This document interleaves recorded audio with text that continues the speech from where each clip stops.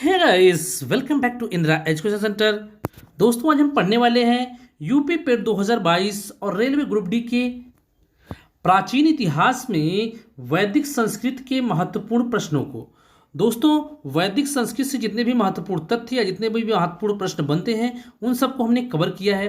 तो दोस्तों, एक क्वेश्चन ऐसे हैं कि किसी भी लेवल की परीक्षा हो या कोई भी परीक्षा हो, उसमें ये क्वेश्चन बार बार पूछे जाते हैं। यदि वैदिक संस्कृत के टॉपिक से प्रश्न पूछे जाते हैं तो ये क्वेश्चन आपको डेफिनेटली देखने को मिलेंगे। तो दोस्तों, वैदिक संस्कृत का यह पार्ट 1 है।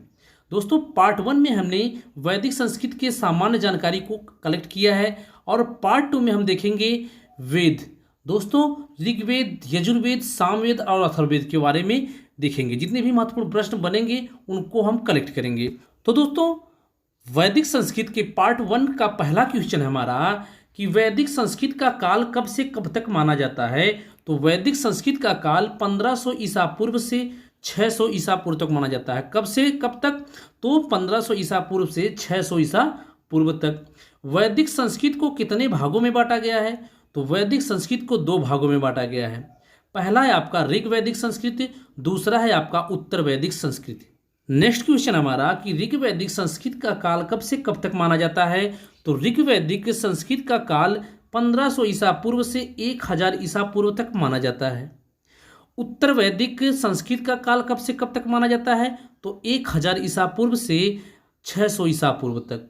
तो दोस्तों, ऋग वैदिक का आपका 1500 ईसा पूर्व से 1000 ईसा पूर्व और उत्तर वैदिक संस्कृत का 1000 ईसा पूर्व से 600 ईसा पूर्व तक माना जाता है।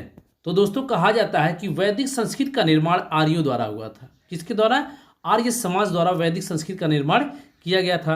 तो दोस्तों, यहाँ पर पूछा है कि आर्य शब्द का शाब्दिक अर्थ क्या है। तो आर्य शब्द का शाब्दिक अर्थ होता है श्रेष्ठ या कुलीन। श्रेष्ठ या कुलीन। तो नेक्स्ट क्वेश्चन हमारा कि मैक्स मूलर ने आर्यों का मूल निवास स्थान कहाँ माना है। तो उन्होंने मध्य एशिया में आर्यों का मूल निवास स्थान माना है। तो दोस्तों, यहाँ से 2 क्वेश्चन बन जाते हैं कि मध्य एशिया में आर्यों के मूल निवास स्थान को किसने बताया। तो वह है मैक्स मूलर। तो दोस्तों, इन आर्यों के विषय में कई मतभेद हैं। तो कई विद्वानों के द्वारा अलग अलग साक्ष्य दिए गए हैं कि अलग अलग नाम बताए गए कि यह यहाँ से आए थे, लेकिन मैक्स मूलर ने इनको मध्य एशिया का बताया है। भारत में आर्य सर्वप्रथम किस क्षेत्र में बसे। तो भारत में आर्य सर्वप्रथम सप्त सिंधु क्षेत्र में बसे।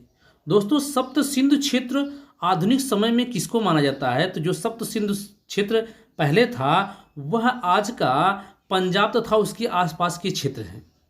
पंजाब जो है और उसके आसपास के क्षेत्र, पहले इसे सप्त सिंधु क्षेत्र माना जाता था। ऋग्वैदिक साहित्य में कबीले को क्या कहा जाता था। तो ऋग्वैदिक साहित्य में कबीले को जन कहा जाता था, जबकि ऋग्वैदिक साहित्य में कबीले के सरदार को क्या कहा जाता था। तो कबीले के सरदार को राजन कहा जाता था। तो कबीले को जन कहा जाता था जबकि उसके सरदार को राजन कहा जाता था।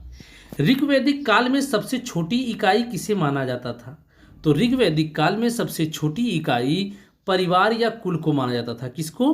परिवार या कुल को। तो दोस्तों, कहा जाता है कि कई कुल मिलकर ग्राम बनते हैं। तो दोस्तों, जैसे हम देखते हैं कि गांव में कई कुल होते हैं, जैसे हम किसी को खानदान कहते हैं ना, खानदान, या उसी को हम क्या कहते हैं, कुल कहते हैं। तो यहाँ पर कहा गया है कि कई कुल मिलकर ग्राम बनते हैं जिसका प्रधान ग्रामीण होता है।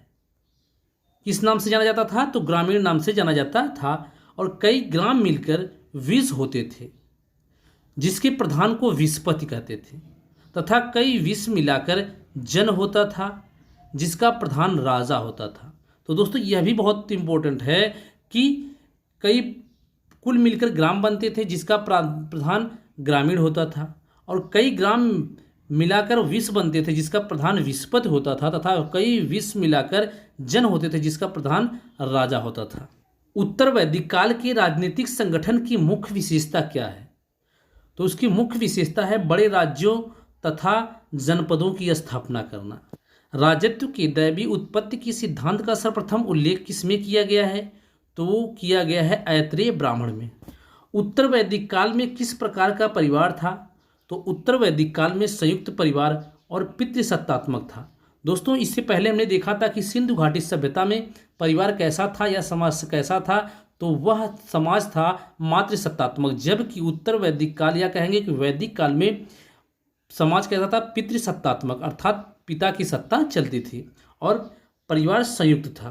तो उत्तर वैदिक काल समाज कितने वर्णों में विभक्त था, तो उत्तर वैदिक काल समाज 4 वर्णों में विभक्त था, क्षत्रिय, ब्राह्मण, वैश्य और शूद्र।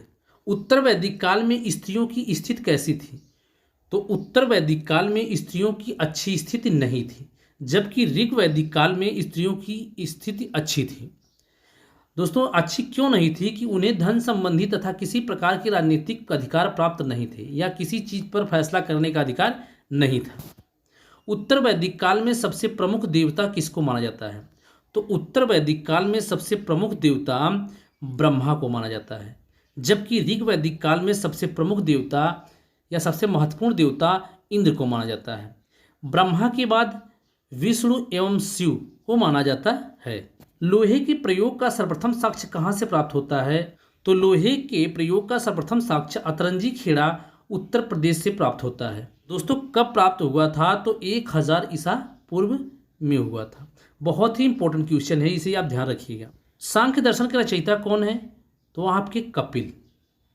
तो दोस्तों जो दर्शन से संबंधित प्रश्न है वह बहुत ही इंपॉर्टेंट है, क्योंकि किसी भी परीक्षा में वह बार बार पूछे जाते हैं। तो आप दर्शन से संबंधित प्रश्नों को ध्यान रखिएगा कि किस दर्शन के रचयिता कौन है।